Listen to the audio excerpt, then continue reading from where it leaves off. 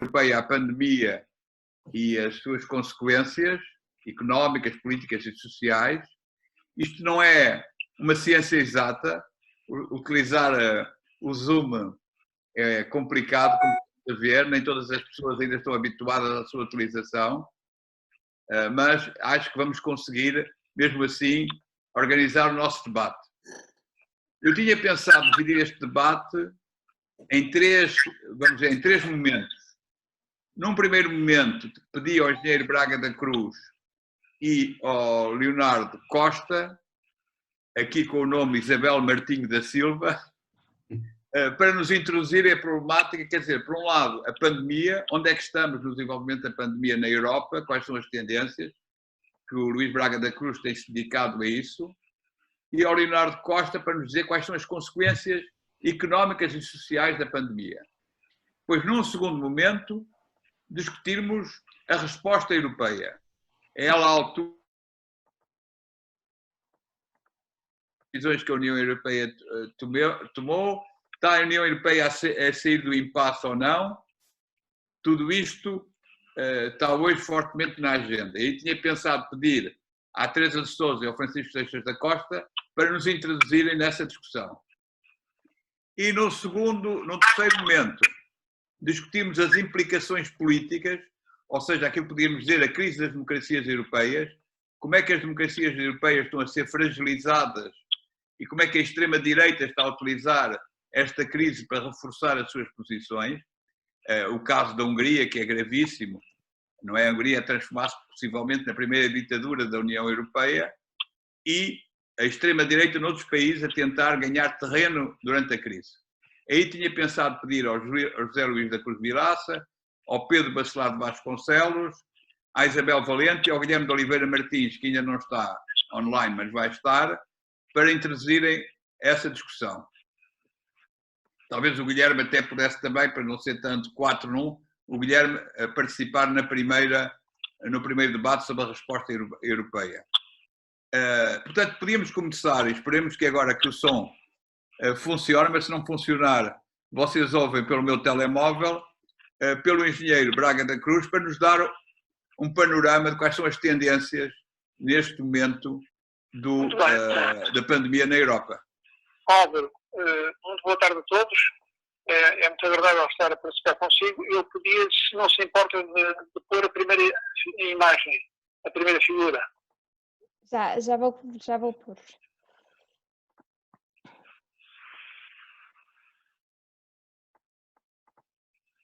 Portanto, em primeiro lugar, quando eu comecei a olhar para estas questões, exatamente, a primeira imagem está agora no ecrã, o gráfico que eu achei mais curioso para representar as trajetórias comparadas dos diferentes fenómenos é este que estão a ver, que é o Financial Times, e que foi muito trabalhado por muita gente.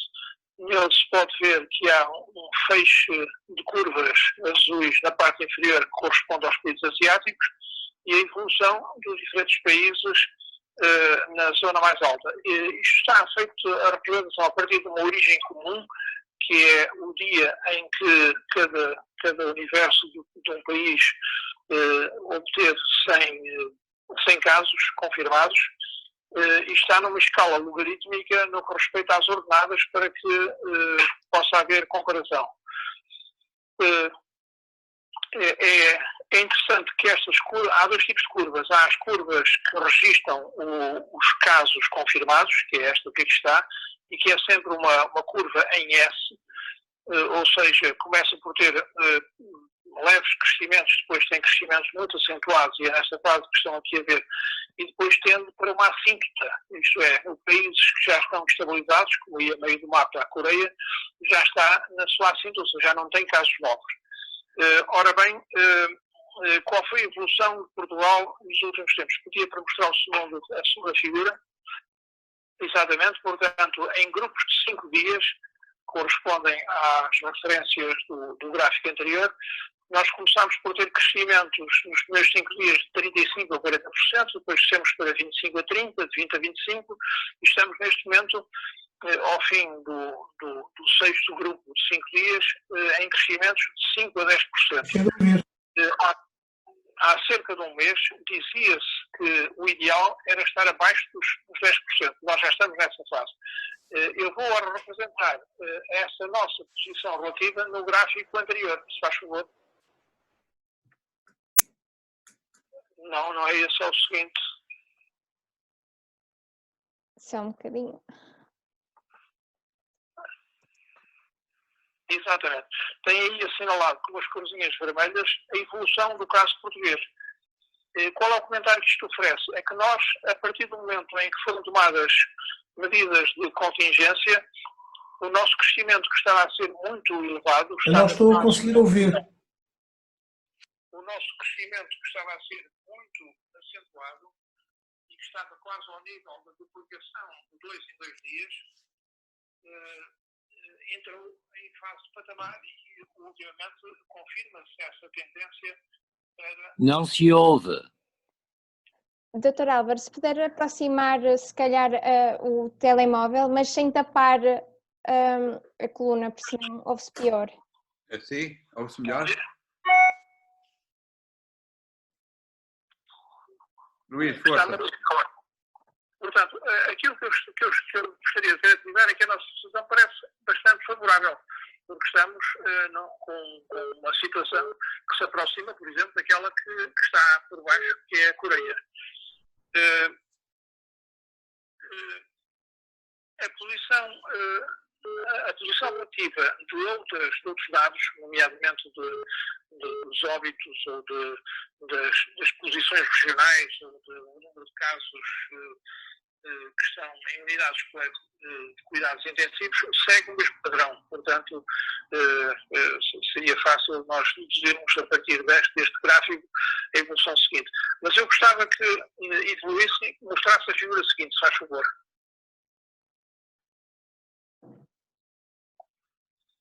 Ora bem, isto é um gráfico de natureza diferente, já não é um gráfico de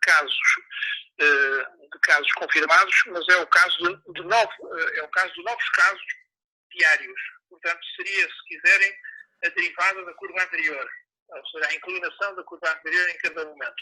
O que é que podemos tirar daqui? Vemos que os países orientais já entraram em regressão, como a China e a Coreia, o Japão.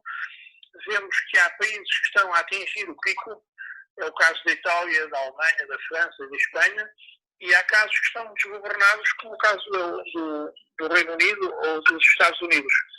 Mas se quisermos, Portugal não tem expressão neste gráfico, mas se quisermos passar para a figura seguinte, talvez compreendamos onde estamos.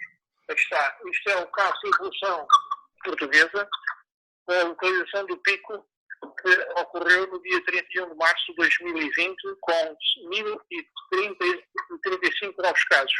É evidente que há irregularidades dia para dia nos registros, mas o que importa é a forma da curva e podemos dizer que estamos neste momento já na fase descendente.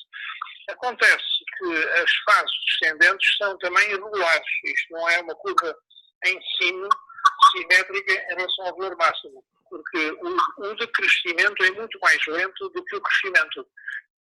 E há países que, se desgovernacerem as medidas de precaução, entram em patamar e não em descida.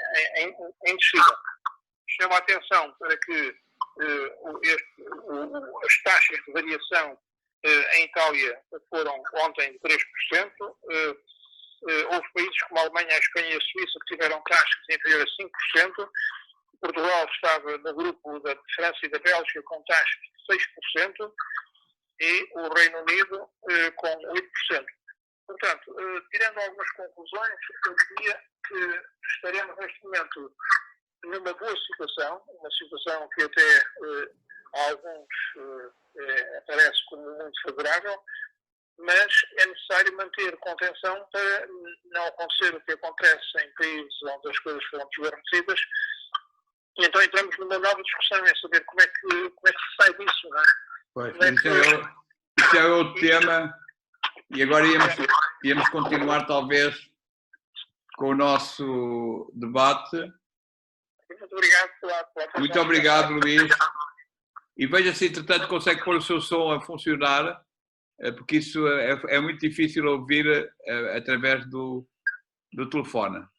Eu ia pedir a Teresa de Sousa ainda está online? Joana? Está sim, julgo que sim. Só um segundo, está sim. Então, Teresa, estás-me a ouvir?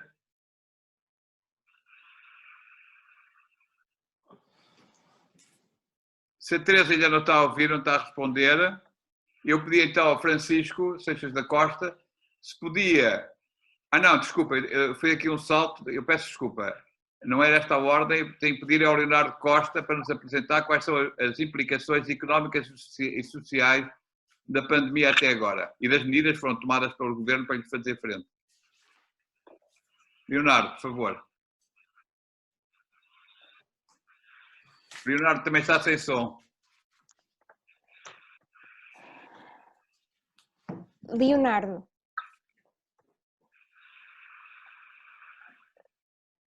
Leonardo desapareceu. Mas eles estão conectados, doutor.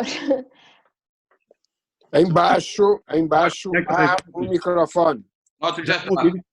Estamos a ouvir, estamos. Força. Eu ia pedir para porem os slides, eu tinha preparado uns slides. Sim, só um segundinho. É começar no terceiro. São 5, mas são só 3, não é? O resto era a introdução. Bom, a primeira coisa, eu ia falar, eu não falei tanto nas medidas, mas posso falar um bocadinho das medidas.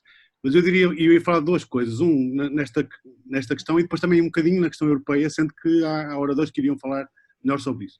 Neste primeiro slide, aquilo que eu estou a dizer é que há muita incerteza sobre o efeito da crise, a começar pela própria duração da crise, não é? Ou seja, não se saber quanto tempo é que vamos estar na situação em que estamos e como é que vamos sair disto, não é?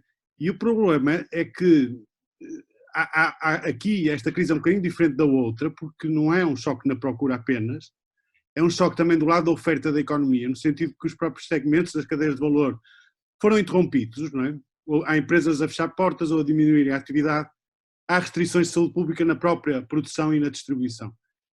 E isto acontece aqui e no estrangeiro, isso também faz diferença, ou seja, todos os países estão em crise ao mesmo tempo, não é? E da parte da procura há a parte do confinamento forçado, em que todos estamos, o pânico que isto gera, o desemprego, as quebras de rendimento, o aumento da pobreza, e depois vamos ter uma redução do consumo, do investimento e das exportações no país e no estrangeiro.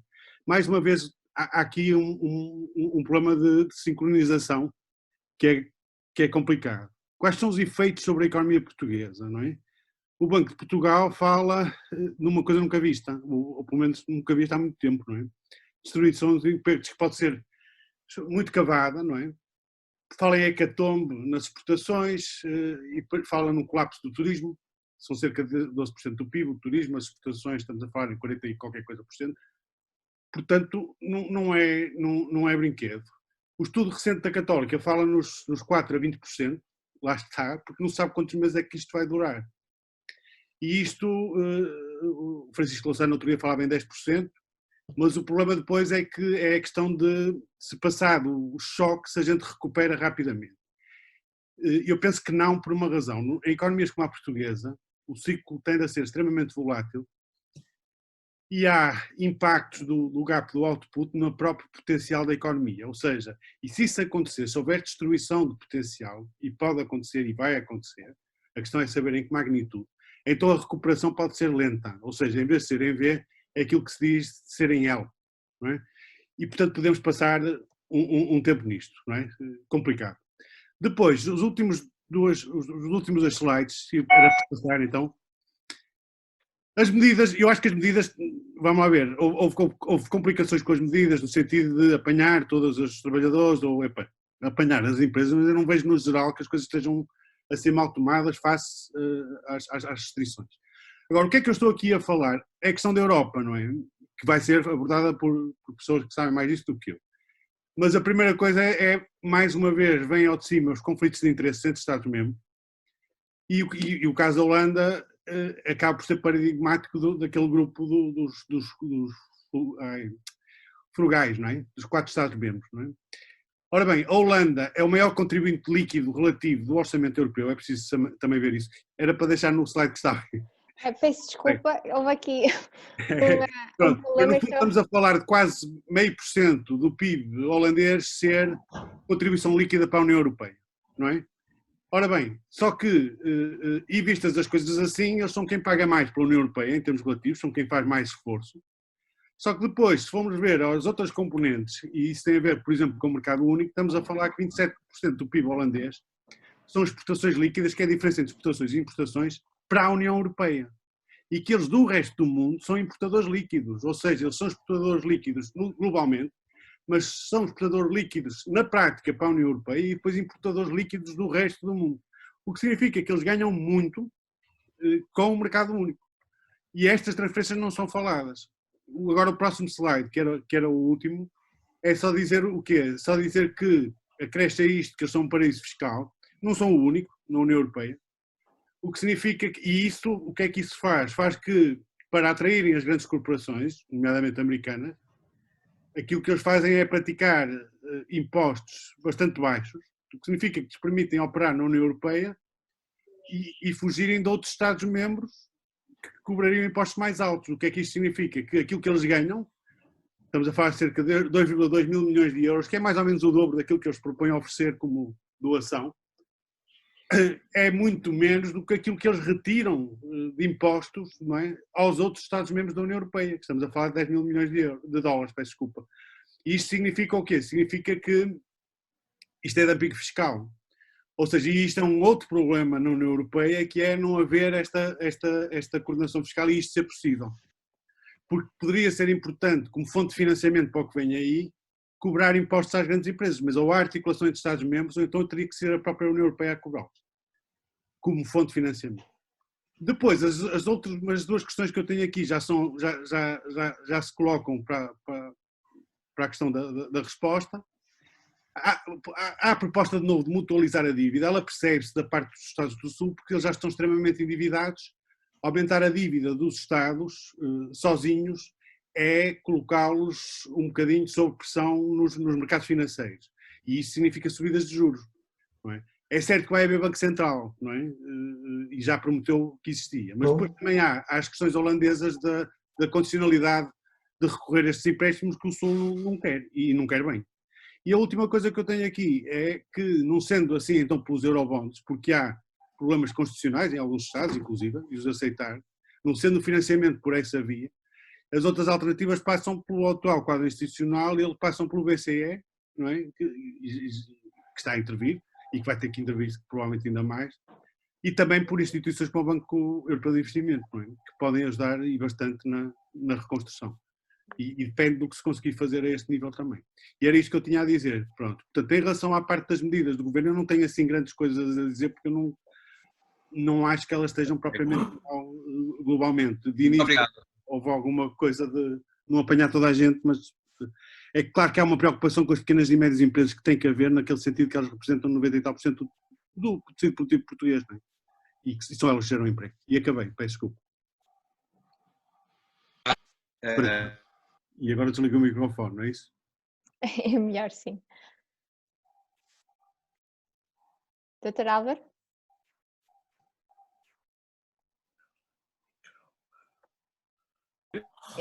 Entretanto, perdemos o Dr. Álvaro, julgo, por alguns segundinhos, mas ele deve estar já a conectar outra vez.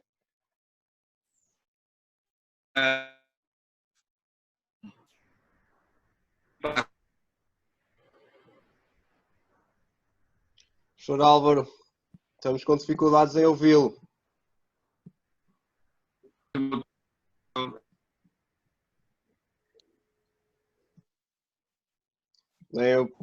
É notório que o professor Álvaro está com algumas dificuldades, por isso temos de aguardar um bocadinho.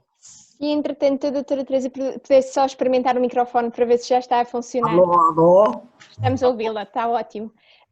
Obrigada. Nada. Doutor Álvaro, não estamos a conseguir ouvi-lo. Já está disponível. Pronto, eu vou então passar a palavra. Ok, pronto, vamos então, enquanto o Dr. Álvaro resolve as suas questões tecnológicas, vamos então passar a palavra à doutora Teresa de Sousa para fazer o seu comentário. Isto custou um bocadinho a arrancar, mas já arrancou. Não pode ser no computador do público que está aqui, tem de ser no computador da minha filha, mas acho que está a funcionar bem agora, não está? Está sim, estamos a ouvir. Ora bem, a questão europeia é aqui, obviamente, uma questão absolutamente central, e eu devo dizer que até agora, desde o início da crise até este momento, não consigo, por mais que me esforce, vislumbrar qualquer sinal de que as coisas ainda se podem compor a nível europeu. Vários líderes, inclusivamente a chanceler, têm dito várias vezes que esta crise, pela sua dimensão e pelo seu efeito destruidor, é uma espécie, não é uma espécie, é uma prova de vida para a União Europeia. Eu acho que isto é rigorosamente verdade, não é uma frase feita, uma força de expressão, não é nada disso, acho que é mesmo assim. E ou há uma inversão rápida do caminho que a União Europeia tem estado a tomar, quer a nível do combate à pandemia, quer ainda mais acentuadamente ao nível da resposta económica e social a esta crise, não vejo qualquer sinal de que as coisas possam melhorar em breve. Havia hoje, como sabem, uma reunião do Eurogrupo, depois da de ontem, que não chegou a nenhuma conclusão da interrupção que o Mário Centeno decidiu para fazer contactos bilaterais e agora para retomar a reunião esta tarde. A última informação que eu tenho é que a reunião ainda não começou, leva neste momento 3 horas de atraso em relação ao seu início, o que não me parece ser propriamente um bom sinal.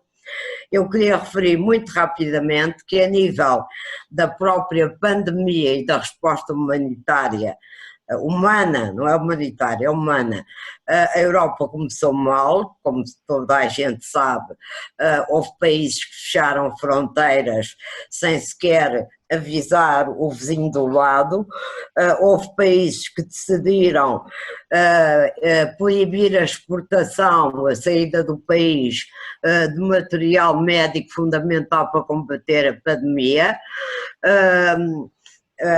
Quando a Itália estava no auge da aflição e pediu ajuda, não ouviu aquela velha frase, somos todos italianos, ouviu a frase, ninguém quer ser italiano, e isto marcou profundamente a Itália e vai ter, não tenham qualquer dúvida, já se vê nas sondagens um efeito político verdadeiramente devastador para a Itália, país fundador e terceira economia do euro. Quando se tratou da resposta económica, houve uma primeira reunião do Eurogrupo, como sabem, ficou célebre pelo confronto entre o Ministro das Finanças holandês e uma série de outros ministros das Finanças, nomeadamente o italiano e o espanhol, e foi tão inconclusiva que eles mandaram a bola para o Conselho Europeu. Devem ter lido na imprensa uma descrição minuciosa do Conselho Europeu que não podia ter corrido pior, não houve qualquer entendimento e teve a um momento de ruptura, de acabar o Conselho sem conseguirem aprovar qualquer declaração final, que teria sido um desastre político, obviamente.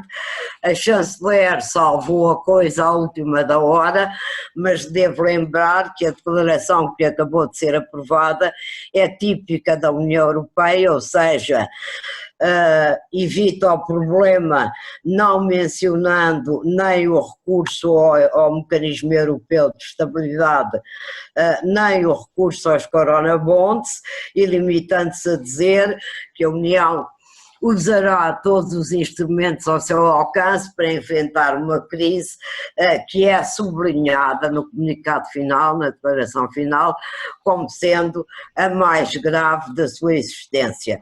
Foi a única maneira de saírem dali sem uma ruptura, um abandono da reunião e, mais uma vez, chutaram a bola para o Eurogrupo, alegadamente para que decida em função destas orientações que não são nenhumas orientações, e hoje estamos a ver que o Eurogrupo não ata nem desata e vai ser muito difícil que saia hoje alguma coisa de verdadeiramente diferente e significativo. Os ânimos extremaram-se, a França e a Alemanha, como sabem, o Le Maire e o Scholz estão a tentar entre eles encontrar uma solução qualquer que permita salvar o dia. É a ideia de um fundo que não é o Mecanismo Europeu de Estabilidade, é um fundo diferente, próprio para a situação, com bastante poder de fogo e aparentemente financiado pela emissão de dívida por parte da Comissão Europeia. Isto é o que se fala, ainda não há nada de concreto, mas apesar de tudo não há o mínimo sinal de que a Europa vá reagir em conformidade com a dimensão da crise. Até agora tem aumentado as divisões. A Holanda pode de facto ser o maior contribuinte líquido para o orçamento da União Europeia. Eu creio que é a Suécia, mas a Suécia não é membro do euro. Mas de facto ela e a Alemanha são os dois maiores beneficiários da União Europeia, do mercado único e do euro, como toda a gente sabe, mas isto é uma conta que nunca ninguém faz.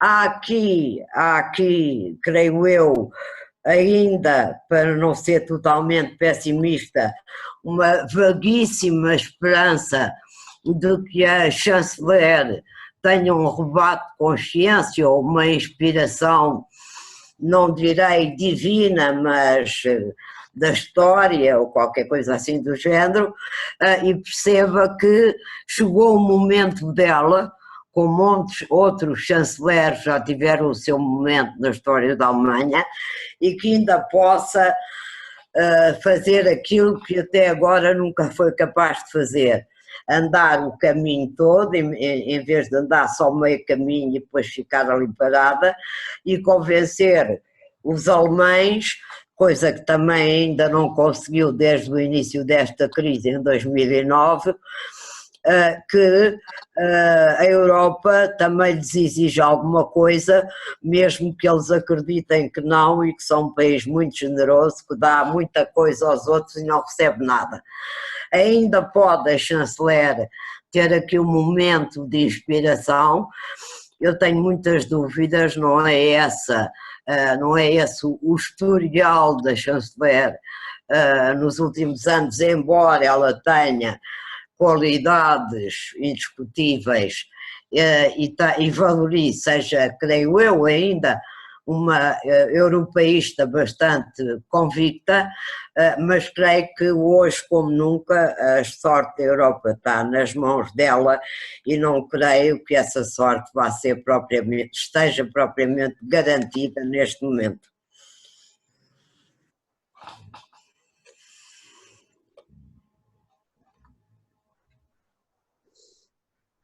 Disse. Acho que o Álvaro não está. Pois, ele até agora esteve a funcionar e agora perdeu outra vez a ligação, julgo eu. Vou tentar novamente o contacto. Só posso dizer uma coisa? Força, claro. Só antes do Francisco falar, só queria sublinhar que, embora o Conselho Europeu seja hoje indiscutivelmente quem manda na União Europeia, com tal poder de decisão, a Comissão não tem feito melhor figura. A Presidente da Comissão todos os dias tenta parar com um lado qualquer na ciência do álcool, como temos visto, começou uma tentativa tímida com 37 mil milhões de dinheiro para ajudar os países em maiores dificuldades. Não era... estamos a ouvir, Teresa. Sim? Não te estamos a ouvir, Teresa. Ouvimos muito bem a intervenção toda, agora esta... Este é o último comentário, não... Se puderes repetir o início do raciocínio que estavas a fazer. E agora, ouvem-me? Sim, sim. Muito bem. O que eu estava a dizer é que eu não falei da Comissão e da sua Presidente, porque o poder está naturalmente hoje concentrado no Conselho Europeu, e é o Conselho que toma as decisões, o Conselho Europeu, naturalmente. Mas a Comissão, ou a Ursula von der Leyen, não tem sido propriamente mais felizes na sua atuação e estão muito longe de conseguir liderar, nem que fosse pela palavra, mesmo que não fosse por atos, esta crise. Todos os dias a Presidente da Comissão dispara para um lado qualquer, a ver se acerta, quase nunca acerta, até agora acertou pouco. Começou com uma intervenção muito tímida, prometendo 37 mil milhões para os países em mais dificuldade, o que é uma quantidade além de exígua. É uma quantidade, é um dinheiro que ela não é novo, que ela ia buscar ao orçamento da União Europeia, quer dizer, tirava daqui e punha ali, não fez nada. A proposta dos 100 mil milhões de euros para um hipotético seguro de desemprego para ajudar já teve muitas voltas, neste momento não sabemos exatamente o que é. Insisto muito em que acionou a cláusula de exclusividade do Pacto de Estabilidade e Crescimento em relação ao déficit, eu diria, e suspendeu a proibição das ajudas de Estado, eu diria que se limitou a constatar o óbvio. Não imagino o primeiro-ministro italiano a pensar: ai meu Deus, já terei passado os 3%, deixa-me cá não salvar mais vidas, porque não posso furar o déficit. É completamente ridículo. Portanto, constatou o óbvio e legalizou aquilo que já estava a ser feito. Eu peço desculpa interromper, peço imensa desculpa interromper, mas o Dr. Álvaro Vasconcelos neste momento não está em condições de moderar este debate, e eu acho que pelo chat ele está a dizer que temos de avançar, nomeadamente para Francisco Seixas da Costa. Está bem, então eu já fiz o meu ponto sobre a comissão e passo já para o Francisco. Muito obrigado, peço desculpa, muito obrigado. Está mal. Muito obrigado. Eu devo dizer que tenho, em relação àquilo que disse a Teresa e ao retrato muito completo que ele fez da situação que se vive na Europa, eu devo passar muito pouco a acrescentar. Aliás, tenho este defeito ou esta qualidade de estar quase sempre de acordo com ela. Peço desculpa. Consegue pôr o som mais alto? Só um segundo. Vamos tentar. É que eu não consigo ouvir quase. Não sei se é do som que sai ou do som que entra.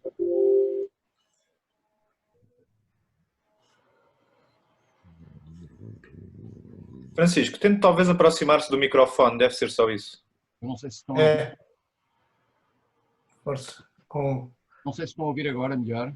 Sim, conseguimos ouvir. Levantar a voz, ouvimos. Ok. Não, eu só estava, portanto, eu queria reiterar, de facto estou de acordo com a Teresa em geral, em todas as análises que fez, nomeadamente em particular da fragilidade da própria intervenção da Presidente da Comissão Europeia.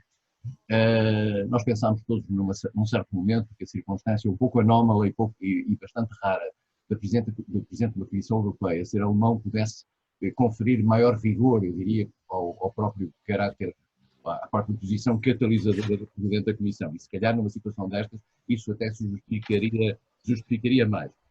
Mas na realidade nós verificamos que esta Comissão, talvez também pela circunstância de ser uma Comissão nova e ainda ter, digamos, algum ajustamento interno a fazer, não tem ainda, digamos, uma força em matéria de colégio que manifestamente lhe tenha dado um papel com vigor nesta crise.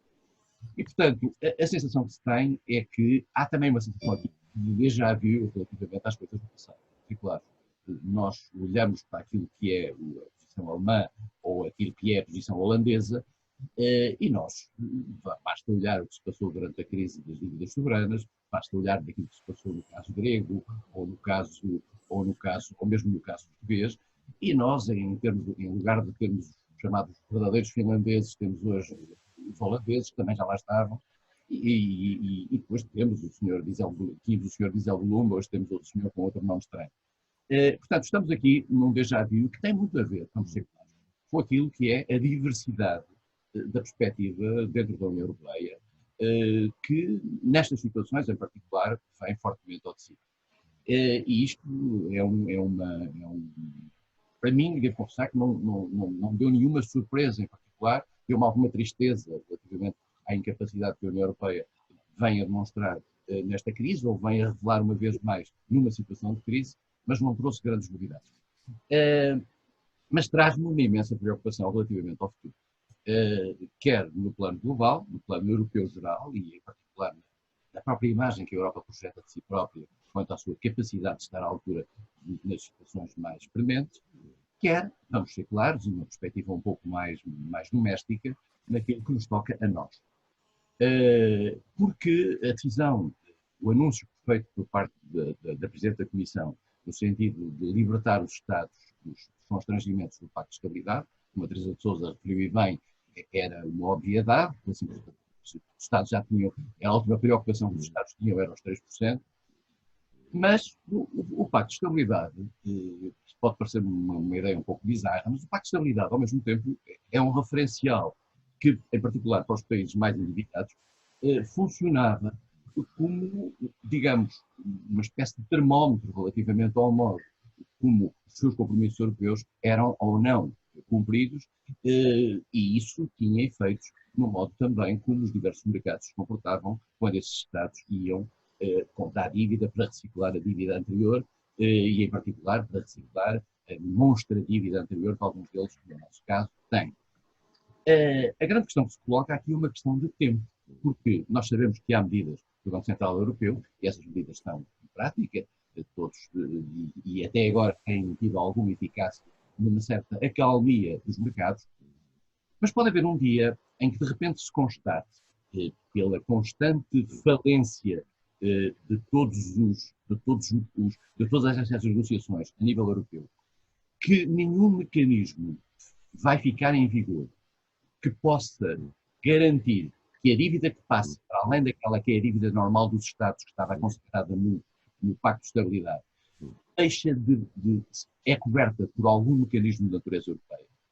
E nessa altura, os mercados, que não são nem europeístas nem solidários, dirão, bom, então isto significa que esta dívida vai cair sobre cada uma das dívidas soberanas, na lógica daquilo que foi a revolução gizada entre o Sr. Sarkozy e a Sra. Merkel em outubro de 2010 na Normandia. E aí nós vamos ter provavelmente alguns pequenos sinais, particularmente quando estes Estados, os mais endividados, começarem a ir ao mercado. E isso, devo dizer, é para mim uma grande preocupação, porque obviamente isto vai criar uma pressão sobre as nossas taxas de juros e vai criar uma incapacidade por parte de Portugal de se refinanciar. E com as consequências gravíssimas que isso tem. O Pacto de Estabilidade pode estar suspenso, mas está lá. O Pacto de Estabilidade é uma espécie de código de estrada. Se ele desaparece, ele está neste momento suspenso, mas não está suspenso na cabeça das pessoas. As pessoas percebem que os Estados tenderão, mais cedo ou mais tarde, a regressar a uma certa contenção nos seus gastos e a um déficit limite, podendo aqui ou ali poder fugir a isso, nomeadamente em circunstâncias excepcionais. Mas se perceber que alguns Estados, precisamente pela dívida que têm, vão ser particularmente punidos por esta liberalidade de concessão de nova dívida, nós vamos ter situações muito diferenciadas, porque há Estados em que, normalmente têm as contas mais ou menos arrumadas e que os mercados olham para eles com segurança, e há outros, como é o nosso caso, em que eles melhorarão de forma completamente diferente. E esta é uma questão que a mim me preocupa, e por isso mesmo o timing da discussão europeia e o timing destas reuniões do Eurogrupo, o timing das decisões tomadas a nível do Conselho Europeu, é para nós muito importante. Porque se vamos passar mais 1 ou 2 semanas neste ritmo, que é, aliás, o ritmo tradicional da discussão europeia, aqui também não há nada de novo, as discussões europeias têm este processo. Mas o que a Teresa há pouco disse é muito importante, é que não se nota nenhum movimento no tocante a um aspecto central que é a mutualização da dívida. Nota-se movimento relativamente às várias discussões à luz do modo como funcionará o mecanismo europeu de estabilidade.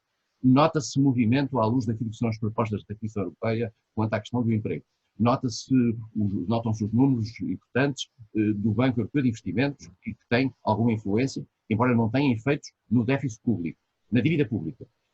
Mas todo este debate, ao prolongar-se no tempo, sem que haja um mínimo de hipóteses de consolidação da dívida, de mutualização da dívida a nível europeu como qualquer instrumento, apareceu agora esta ideia do Le Maire de o fazer através de uma dívida por parte da Comissão, veremos se isto tem pernas para andar. Há outra ideia que é haver uma dívida apenas feita por alguns Estados, que seria uma dualização da Europa, que manifestamente criaria uma ruptura muito importante na própria aceitação do euro à escala global. Se isto não acontecer, os países mais frágeis vão estar muito em grandes dificuldades. Eu acho que a nossa grande defesa... Dr. Francisco, desculpe interromper, eu vou só pedir-lhe para concluir a sua ideia, para podermos então passar a palavra. Vou concluir, só dizendo o seguinte, eu acho que a nossa grande defesa se chama Itália. E pelo seguinte, eu acho que a Itália tem uma importância suficiente no quadro europeu para ser ela um grande problema, para poder ser ela um grande problema para o próprio equilíbrio. Se a Itália for conduzida a uma situação de afastamento ou de constrangimento relativamente a uma situação que não lhe possa ser agradável e que a obriga a uma ruptura de natureza política e, quiçá, ao próprio afastamento do euro, a situação de um país como Portugal pode ficar em situação muito perigosa. Obrigado. Muito obrigada pela sua participação. Dr. Francisco, passamos então, e na impossibilidade do Dr. Álvaro continuar a moderação deste debate, eu seguindo as indicações dele, vou então passar a palavra para o Dr. Guilherme de Oliveira. Já está connosco? Já cá estou. Estão-me a ouvir? Já? Sim, sim. Sim, penso que sim. Muito obrigado. As intervenções que já ouvimos deram um retrato fundamental e eu pegaria nas palavras quer da Teresa de Sousa, quer do Francisco Seixas da Costa. Há poucos dias li no blog do Francisco uma frase com que concordo. É preciso que não venhamos a ter saudades do Pacto de Estabilidade. Francisco Seixas da Costa dizia exatamente que ele próprio se surpreendia pelo facto de começar a ter saudades do Pacto de Estabilidade. E tem razão neste sentido, não no sentido formalista, mas no sentido do tempo. É indispensável compreendermos que não podemos perder tempo. Uma vez que é uma crise atípica, é uma crise diferente de todas as outras. A interrupção da economia gerará, quanto maior for o tempo, gerará maiores dificuldades no futuro, porque não se trata de uma interrupção abrupta do emprego. Trata-se sim de uma situação em que havia uma economia a funcionar, essa economia foi interrompida e é preciso que ela retome o mais depressa possível, para que haja naturalmente um conjunto de medidas e solidariedade europeia, porque se não houver... Aqui a solidariedade europeia não é uma figura de estilo, uma vez que se ela não existir prejudica todos. Recordo a história. Mutualização da dívida. A mutualização da dívida ocorreu na independência americana. Isso levou Alexander Hamilton a propor, e foi aceito na Constituição americana, a fórmula que hoje dizemos a regra de ouro das finanças públicas, ou seja, só há mutualização relativamente às despesas que digam respeito ao endividamento, que financia despesas que digam respeito a todos. Era a guerra. Portanto, foi mutualizada a dívida de guerra, toda a dívida de guerra americana foi mutualizada e, simultaneamente, foram adotadas medidas em que se evitava indisciplina relativamente ao endividamento. Porquê? Porque os Estados mais frágeis, se não dessem garantias de disciplina, seriam fortemente penalizados, designadamente nos mercados de capitais. Portanto, é o tempo, é uma luta contra o tempo. E por isso não é indiferente esta questão. E não posso ficar mais de acordo com aquilo que o Francisco disse no final da sua intervenção, relativamente a considerarmos a Itália como o grande doente da Europa. Neste momento, se o considerarmos e se tirarmos as devidas consequências, nós podemos tomar consciência da questão do tempo e da necessidade de não perder mais tempo, de mutualizar a dívida que disser respeito a todos, garantir que a interrupção da economia ocorra durante o menor tempo possível. Julgo que estas são as questões fundamentais perante as quais nos encontramos. Muito obrigado. Muito obrigado, doutor.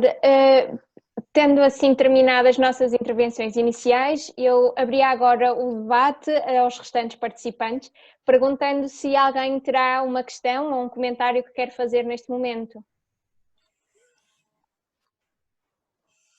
Ainda faltam as intervenções do Zé Luís, não? Eu penso que sim. Eu penso que agora seria o Zé Luís Vilaça. Era o Zé Luís e o Pedro sobre o vírus do populismo, se eu bem entendi. É correto, é correto. Podem avançar, o Zé Luís pode avançar.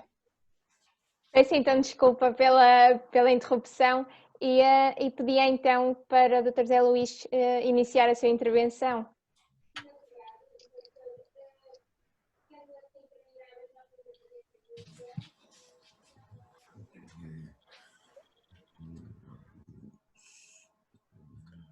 Temos... Dr. Zé Luís está connosco, não sei se nos está a ouvir. Pronto, neste momento, uma vez que não estamos a conseguir fazer a ligação corretamente com o Dr. Zé Luís, peço então ao Dr. Pedro para fazer a sua intervenção sobre a questão do populismo neste contexto. Estão a ouvir? Estamos Sim. Muito bem, estamos a ouvir muito bem. Então, muito boa tarde, foi um gosto ouvir todas as intervenções anteriores. Como entramos numa outra secção, eu diria que estamos perante a Europa, se defronta com uma tempestade perfeita, porque há toda a solidariedade com a Polónia, com a Hungria, com o governo grego, que tem tratado muito mal a crise na fronteira com a Turquia, e não há nenhuma solidariedade relativamente a uma situação que nada tem a ver com cumprimento ou não cumprimento das obrigações comunitárias, nada tem a ver com laxismo orçamental, tem a ver com a saúde, com a vida dos europeus e que continua a ser tratada com uma frieza e uma indiferença assustadora, que se nota a vários níveis, para além do que foi referido inicialmente pela Teresa de Sousa. Temos, de facto, uma Europa que neste momento recebe apoios da China, ajudas humanitárias da Rússia, dos Estados Unidos nada lhe chega, a não ser suspeitas e insinuações, e internamente aquilo com que nos defrontamos é com o sucessivo protelar de encarar uma solução que neste caldo de cultura que se criou pode significar o fim desta União Europeia e deste projeto. Eu penso que há que ser muito realista. A Itália é o país mais forte, com mais peso no quadro da União Europeia e no quadro do euro, mas é também na Itália que reside a nossa expectativa de que possa haver aqui um murro na mesa que já terá ocorrido discretamente, sem transbordar para a comunicação social, mas que se perfila como a urgência, aliás reconhecida em todas as intervenções anteriores, a urgência de dar uma resposta a uma situação que, se não for resolvida, terá as mais nefastas, as mais perversas consequências para os europeus e para o mundo, o planeta a que pertencemos. Muito sucintamente, na Polónia, a Polónia insiste, o governo polaco insiste na realização de eleições presidenciais de que espera tirar proveito pelas circunstâncias presentes que vivemos, de medidas de contenção generalizadas. A Hungria conseguiu que no Parlamento o governo desse por tempo indeterminado um aval a Viktor Orbán para, sem qualquer controle parlamentar, governar como muito bem lhe apetecer, e a Europa continua calada, juntando à crise humanitária, que ainda, que já nos afeta e de forma fatal, a uma crise de solidariedade e de ausência de iniciativa política que requer um músculo mais duro para ser ultrapassada. Brevemente, eram os comentários que queria fazer. Muito obrigado. Muito obrigada, Dr. Pedro. Eu pedia então, e uma vez que o Dr. José Vilaça não está a conseguir ouvir ainda as nossas intervenções, enquanto tentamos resolver essa situação, pedia então para a Dra. Isabel Valente fazer o seu comentário. A Dra. Isabel Valente está connosco? Estou, mas estou com grandes problemas técnicos desta vez. Penso que a outra sessão correu muito melhor a este nível. Não sei se é por estarmos a transmitir em YouTube ou em simultâneo. Peço desculpa, não consigo resolver a questão da imagem, mas espero que me ouçam. Estamos a ouvir, sim. E agradeço uma vez mais esta parceria com o Grupo Europeísmo, Atlanticidade e Mundialização e com a revista Debater a Europa, onde iremos publicar algumas destas intervenções que estamos a ter nestes debates do Fórum Demos. Relativamente àquilo que me foi solicitado e na sequência do que foi aqui dito pelo Pedro Vasconcelos, gostaria de referir o seguinte, é que esta crise de saúde pública provocada pela Covid-19 efetivamente está-se a tornar um elemento para os populismos e uma oportunidade para acumular mais poderes nas mãos de políticos com tendências e características autoritárias. É evidente que isto que de alguma forma tem tido uma aceitação por parte dos cidadãos perante esta crise e o medo do vírus que têm justificado medidas excepcionais, mas o risco é que efetivamente essas medidas possam permanecer e se normalizarem uma vez que a crise sanitária passe. Para além daquilo que foi referido aqui a nível político e amplamente ilustrado pelo Pedro Vasconcelos, a questão da Hungria e da Polónia, eu gostaria de trazer também à colação o facto de a própria Comissão Europeia, perante esta situação que é efetivamente extraordinária, ter pedido a vários operadores de telemóveis que lhe proporcionassem dados para avaliar as deslocações dos cidadãos e elaborar modelos de contágio. Na Eslováquia, o novo governo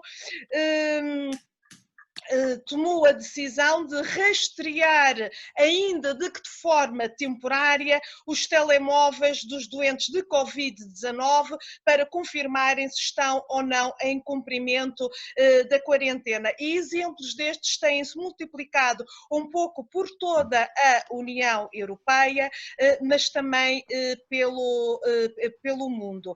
Evidente que são medidas que são necessárias, mas o problema a nível dos direitos humanos e da democracia é que estas medidas permaneçam e se normalizem na sociedade. E para já era isto que eu queria comentar, e de acordo com aquilo que combinei com o Álvaro Vasconcelos. Muito obrigada, doutora Isabel. Uma vez nós estamos a tentar continuamente a ligação com o doutor José Vilaça, nomeadamente através do som, porque ele não consegue ouvir-nos. Está agora a comunicar que há um problema no microfone do seu computador, mas nós vamos tentar resolver. Entretanto, eu gostaria de perguntar, e agora sim, sem intervenções pendentes, a não ser a do Dr. José Vilaça, que quando será possível será feita, mas entretanto, se alguém terá uma questão para partilhar ou um comentário que eu gostaria de partilhar agora. Eu gostava, posso? Claro que sim. Eu só ia fazer uma primeira observação ao que disse o Pedro.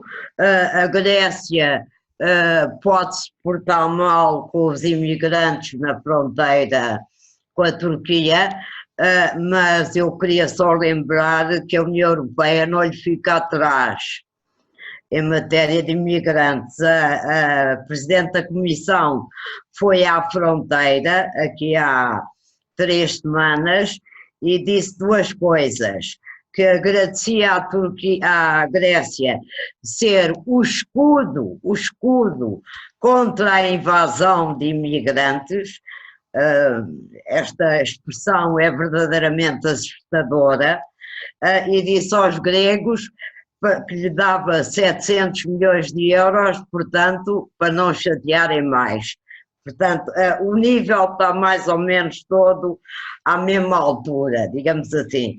Em relação à questão do populismo e à questão da democracia, há aqui 2 casos, de facto, que me parecem particularmente graves e que estão a emergir com ainda maior gravidade nesta crise, que é a Hungria e a Itália. A Hungria, como o Pedro referiu, o Viktor Orbán já tem plenos poderes para fazer o que bem lhe entenda, porque suspendeu o funcionamento fiscalizador do Parlamento e legislador, além de já ter suspendido antes a imprensa, os tribunais, etc. Mas mais grave que isso, a reação lentíssima, quer dos outros países europeus, outros governos europeus democráticos, quer do próprio PPE, que já deixou ir as coisas demasiado longe, como todos nós sabemos, e agora isso alimenta uma arrogância verdadeiramente insuportável do próprio Orbán, que trata os seus colegas do PPE como se fossem puros vassalos dele próprio, o que de alguma maneira eles merecem, porque todos os dias fazem ruídos, mas não tomam posição nenhuma, como toda a gente sabe. O caso italiano é gravíssimo, porque o que vemos nas sondagens neste momento é que o Conte, o primeiro-ministro, está de facto com um apoio muito grande da população, que o vê estar ali a lutar todos os dias para ver se controla a pandemia, mas ao mesmo tempo, a nível partidário, os partidos que estão a subir mais são um pequeno partido que a gente não ligava, não dávamos muita importância, os Irmãos de Itália, que é um partido verdadeiramente fascista, não é o caso do Salvini, mas este é verdadeiramente de ideologia fascista tradicional, e a própria Liga do Salvini, que tem subido sistematicamente nas sondagens, independentemente do Conte estar a fazer bem ou estar a fazer mal e dos italianos o apoiarem ou não. Isto dá-nos uma perspectiva pós-pandemia para a democracia italiana tão devastadora como os déficits e as dívidas e o efeito do vírus. Temos aqui um problema seríssimo que vai ser as consequências políticas desta crise, em que eu posso imaginar facilmente o Salvini a fazer campanha depois da crise, a dizer para que é que queremos a Europa, para que é que queremos o euro, e os italianos a pensarem se calhar este tipo tem razão. Muito obrigada, doutora Teresa. Entretanto, segue-se agora o comentário, só um segundinho, portanto, segue-se agora o comentário do Dr. Leonardo, que, entretanto, eu gostava de propor a questão que o Dr. Álvaro partilhou no chat. Eu não sei se todos conseguem ver, mas a questão é, será possível uma ditadura ser membro da União Europeia? E, portanto, se pudessem agora os oradores incluir esta questão também nas vossas intervenções, seria positivo. Passo então a palavra. Eu era, só para clarificar uma coisa, eu tive, na apresentação que fiz, quis chamar a atenção que, do ponto de vista orçamental, a Holanda era dos maiores contribuintes. O orçamento da União Europeia é ridículo, todos nós sabemos, e estamos a falar de menos que 0,5% do PIB. E há um conjunto de transferências muito mais vasto, que passa pelo mercado único, e também por estas operações de dumping fiscal, que mostram uma outra visão daquilo que são os beneficiários, ou deixam de ser os beneficiários da União Europeia. O segundo comentário que eu queria fazer é que o tratamento que foi dado à crise financeira que atravessamos em 2008, em que o próprio Sul colaborou ativamente nesse tratamento, no sentido em que se pôs a jeito e concordou com as culpas, quando a crise fundamentalmente foi financeira. Eu não acho que Portugal tenha tido culpa nenhuma dos alemães terem comprado os ativos tóxicos. E acho que em parte andamos a pagar isso. Exato. Nas medidas de austeridade. E portanto, o problema aqui é assim, nós estamos com líderes europeus que andam atrás dos eleitorados, em vez de os orientarem, em vez de irem à frente, não é? Andamos com líderes europeus atrás dos eleitorados, e o risco é mesmo a desintegração. Ou seja, se a Itália for ao fundo, ou se a Itália resolver sair do euro, provavelmente acaba-se o euro e acaba-se a União Europeia, e acaba-se tudo. E sim, pode muitos desses países, inclusive a Itália, irem para sistemas totalitários. Portanto, a resposta se a União Europeia aceita ditaduras ou não, pelos vistos, aceita tudo neste momento. Não é? Que não existe União Europeia nenhuma. Não é? Ou seja, o potencial da democracia, que em Portugal significou mais organização e progresso, e nós víamos isso na União Europeia, ela desapareceu. Ou vem de novo, ou desaparece. E estamos mesmo num momento crítico, isso eu concordo com todos. Eu só não quero é que fiquem com a ideia de que eu estou a dizer coitadinhos dos holandeses. Não é uma questão de coitadinhos dos holandeses. Eles deram ao mundo muitos piratas, também deram o Van Gogh, não é? Portanto, deram coisas boas também, não é? Toda a gente tem coisas boas para dar e coisas más. Mas, de facto, acho que há aqui um lado do mal, não é? De domínio, quase que... Mas ia dar a palavra a outros, então. Peço desculpa. Muito obrigada. Sendo assim, entretanto, passo a palavra, seguindo a ordem de pedidos de palavra que está no chat, passo a palavra para o Dr. Seixas da Costa para fazer a sua pequena intervenção. Muito rapidamente. Eu acho que... Dr. Seixas, desculpe, vou pedir novamente para tentar projetar um bocadinho mais a voz e aproximar-se do microfone, porque de facto há uma diferença grande do som. Se puder... Obrigada. Vou tentar. Eu queria fazer 3 pequenas notas. Uma delas tem a ver com a questão do medo e com a circunstância do medo ser hoje, de facto, uma grande ameaça para a democracia. É muito mais fácil as pessoas aterrorizadas ou sob determinados temores acederem a deixar a preservação de algumas liberdades, e isso está a ser claramente aproveitado em alguns países. E por isso mesmo há aqui que ter uma vigilância relativamente a isto. Mas acho que, tendo particularmente em conta que se está a criar, e aliás foi referido há pouco a propósito das medidas que a própria Comissão Europeia estava a tomar em matéria de dados e em matéria de pedidos de dados às empresas de telecomunicações, está-se a criar aqui um mundo, digamos, por boas razões conjunturais, um mundo relativamente orwelliano nesta matéria. E por isso mesmo eu perguntava, e quase que voltava ao início de uma brincadeira antes deste debate, que estávamos a ter com o José Luís Cruz Vilaça, sobre se a questão da proteção de dados não tem que ser muito rapidamente colocada em cima da mesa no debate europeu, porque ela também é um dos elementos constitutivos da nossa democracia e do nosso espaço democrático. Quanto à questão do Álvaro, é evidente que talvez o exagero e o salto em frente dado pelos húngaros nos possa, de uma vez por todas, levar que alguns setores democráticos europeus tenham a coragem para colocarem as questões certas aos seus parceiros, e em particular que a Comissão Europeia, de uma vez por todas, saiba fazer o que tem que fazer relativamente à questão húngara e relativamente à questão polaca.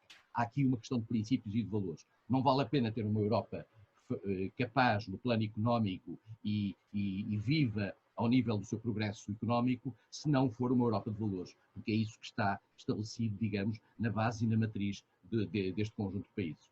Obrigado. Muito obrigada. Patrícia Elisa tinha há pouco pedido a palavra através portanto, através dos símbolos que isto disponibiliza. Entretanto, fez um comentário. Eu não sei se quer a palavra ou se posso continuar o debate, passando então para a doutora Oliveira Martins. Perdão, peço desculpa. Força. Não queria causar nenhuma perturbação. Eu não tinha absolutamente a certeza como é que iam funcionar os pedidos de palavra aos comentários. Acabei por fazê-lo por escrito, portanto não quero perder mais tempo.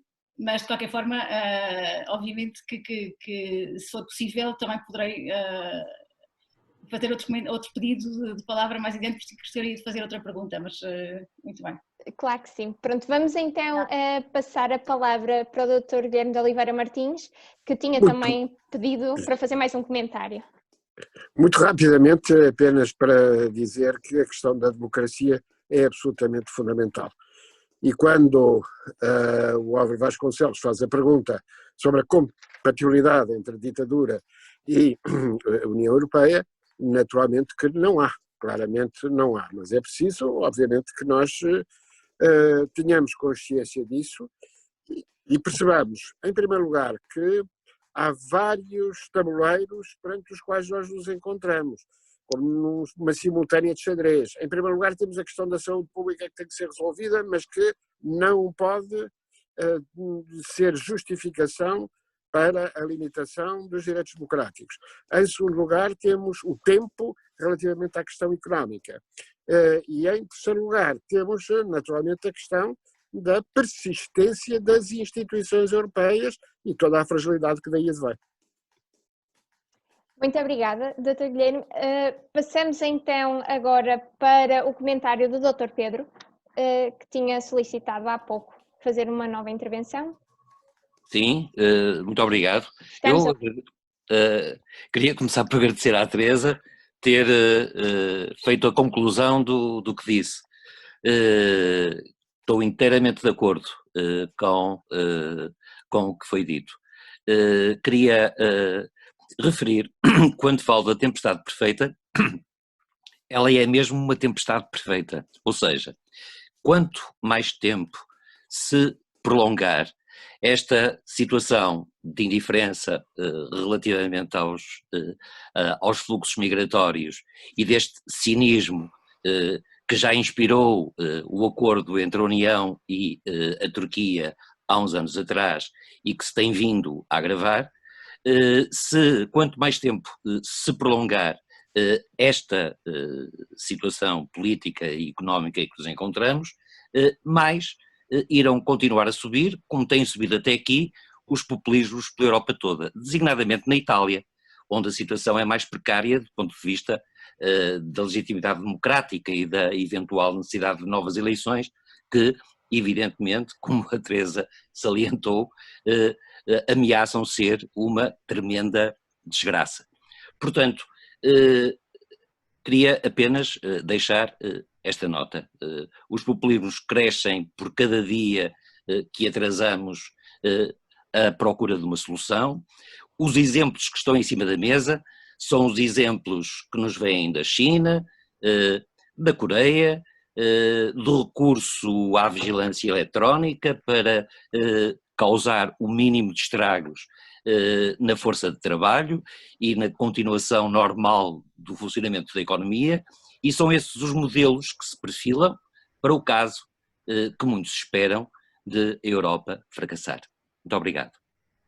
Muito obrigada, Dr. Pedro. E agora, antes de prosseguir com o pedido das intervenções, que será dada a palavra a essas pessoas, queria apenas partilhar convosco a mensagem que o Dr. José Vilaça me enviou para partilhar, uma vez que ele não consegue ainda fazer a ligação, ainda não foi possível, e portanto eu vou passar a lê-la. Ele enviou-me em privado e diz o seguinte: não posso comentar o que foi dito, mas vou deixar um comentário geral. Otimista por natureza, sou nesta conjuntura muito pessimista quanto ao futuro da União Europeia. Lembro que estamos numa nova crise pandémica, sem ter saído das últimas. Euro, imigração e asilo, as suas consequências económicas e sociais, para as quais não tínhamos instrumentos e ainda não temos, embora tivéssemos prazos para isso. O método comunitário sofreu imenso e não temos um sistema para lidar com crises humanitárias à nossa volta. Ao mesmo tempo, temos de lidar com a crise do Estado de Direito e já se viu que os Estados-membros persistem em não dotar a União dos instrumentos e das competências necessárias. Nem sequer têm competências, recursos e mecanismos para lidar com uma crise desta natureza. Oxalá me engane. Portanto, numa nota não muito esperançosa, mas com uma crítica bem fundamentada àquela que é a situação atual, o Dr. José Vilaça faz assim a sua intervenção limitado pelos problemas técnicos que tivemos hoje e por isso desculpe-me, mas pronto, vamos então continuar com as intervenções e a pessoa seguinte que tinha pedido a intervenção era o Ricardo e portanto dou-te agora a palavra para poder partilhar connosco. Muito obrigado. Eu serei muito breve. Eu apenas quero dizer o seguinte: sempre fui um europeísta, sou um europeísta, mas os sinais neste momento são por demais evidentes de que a União Europeia atravessa uma crise profunda e possivelmente insanável. Perante isto, o meu único comentário é dizer o seguinte: neste momento, qualquer governo de Portugal que não acautele o eventual cenário da derrocada da União Europeia não estará a exercer o seu dever. É fulcral que o faça. Todos desejamos que isso não aconteça, mas, como eu disse, os cenários, portanto, o cenário está montado, está à vista de todos. É por demais evidente que a União Europeia está em desagregação. Provavelmente estará em desagregação desde a crise das dívidas soberanas.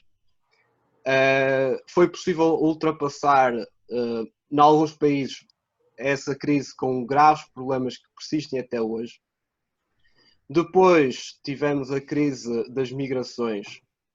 Uma vez mais, a União Europeia não demonstrou ter a união necessária para enfrentá-la como um todo, como um grande projeto de uma federação de Estados, que nunca foi uma federação de Estados porque nunca houve vontade política para o ser, porque poderia tê-lo sido e ainda poderia sê-lo se houvesse vontade. Infelizmente, a questão vem parte toda daqui. Eu penso que a União Europeia teve futuro enquanto estava apostada no seu crescimento. Nos últimos anos entrou numa situação de um marasmo, em que o ímpeto integracionista desapareceu, e a partir do momento em que isso se verificou, o que nós tivemos foi um andar para trás da União Europeia em toda a linha, e eu penso que neste momento a situação encaminha-se seriamente ou para um colapso formal da União Europeia, ou, se não for um colapso formal, ficará uma instituição da qual os países não terão coragem de sair por falta de vontade política e por um exercício de hipocrisia, mas que na realidade acabará por não servir para nada. Portanto, eu não quero alongar mais para dar a oportunidade às restantes pessoas participarem, mas eu só queria dizer, a minha mensagem principal é esta. Qualquer governo de Portugal neste momento tem de preparar o país para o colapso da União Europeia. É irresponsável que não o faça. Desejando nós que isso não venha a acontecer, naturalmente. Muito obrigado. Muito obrigada, Ricardo, pela tua perspectiva. Antes de passar a palavra a Leandro Cunha, queria ainda chamar a atenção para mais uma questão que o Dr. Álvaro colocou e que está relacionada ainda com a situação da Hungria, chamando ele a atenção para o facto da Polónia vir a bloquear qualquer medida que seja tomada. E, portanto, queria apenas que os nossos comentadores e os nossos participantes mantivessem esta ideia e caso queiram comentar ou fazer alguma consideração sobre ela, mais adiante terão essa oportunidade. Dito isto, passo então a palavra para Leandro Cunha. Boa tarde a todos, aqui falo diretamente do Brasil e na verdade a minha intervenção era muito mais um questionamento e uma dúvida minha do que qualquer outra coisa. Ouvindo as falas de Tereza, de Dr. Pedro também, quanto à questão dos fluxos migratórios, me vem à mente se, em algum momento, se essa pandemia perdurar por muito mais tempo e a quantidade de pessoas que venham a falecer em razão da pandemia, se isso não pode gerar também alguma alteração nessa discussão dos fluxos migratórios, havendo uma flexibilização por parte da União Europeia com relação à entrada de pessoas provenientes de outros países, de outras realidades. Então, talvez isso também possa ser um elemento de extrema importância para uma visão pós-pandêmica na Europa, principalmente. Era só essa a intervenção que eu gostaria de fazer, e se alguns dos colegas puder trazer algum relato ou algum entendimento sobre esse tema, eu ficaria muito grato também. Muito obrigada. Continuando ainda no Brasil, passamos agora a palavra para o Dr. Renato Janino Ribeiro, que também está connosco neste debate. Dr. Renato, consegue? Exatamente. Consigo. Estão me ouvindo? Estamos sim. Boa tarde. Na verdade, são pequenas considerações. A primeira, eu tenho procurado acompanhar o volume de mortos per capita e não por país, porque faz uma diferença extraordinária o fato de, por exemplo, quantas pessoas morreram num país de 320 milhões de habitantes, Estados Unidos, ou quantos morreram num país de 60 milhões, como a França. O Worldometers tem sido útil para indicar essa quantidade, mas é absolutamente espantosa a discrepância entre os países. A gente viu no começo uma tabela que apresenta Portugal já na curva declinante, com uma situação que se anuncia positiva, que eu acho excelente, ainda mais uma situação que é positiva comparada com os vizinhos imediatos, inclusive com a própria Espanha. Porém, por outro lado, quando vemos que, segundo os dados que eu vi, teria havido 40 mortos por milhão de habitantes em Portugal, ao passo que a Índia tem tido 0,1 morto por milhão de habitantes, isto é, na Índia estaria havendo apenas um morto para cada 10 milhões de habitantes, torna tudo isso muito difícil fazer qualquer antevisão de qual a situação que está ocorrendo. Se as condições higiênicas da Índia são muito precárias, como se explica então que essa pandemia tenha tirado tão poucas vidas na Índia? Esses dados também são muito discrepantes, porque em alguns casos você tem um número muito grande de testes que foram efetuados, então os dados são bastante verazes.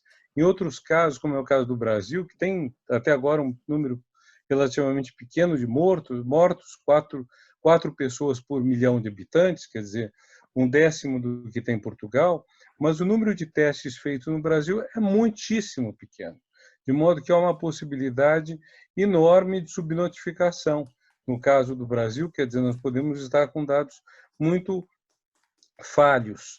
Eu estou levantando essas questões porque tudo isso torna muito difícil qualquer previsão.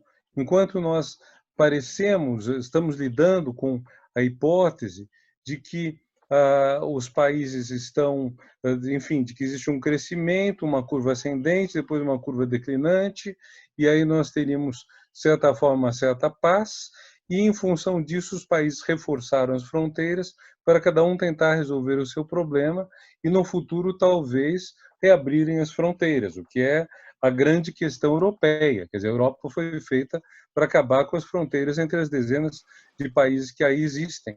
E nesse momento elas estão bastante fechadas. Porém, se os dados são assim difíceis de considerar, toda essa questão fica muito complicada. Esse é o ponto que eu queria introduzir, que eu não vi ser discutido.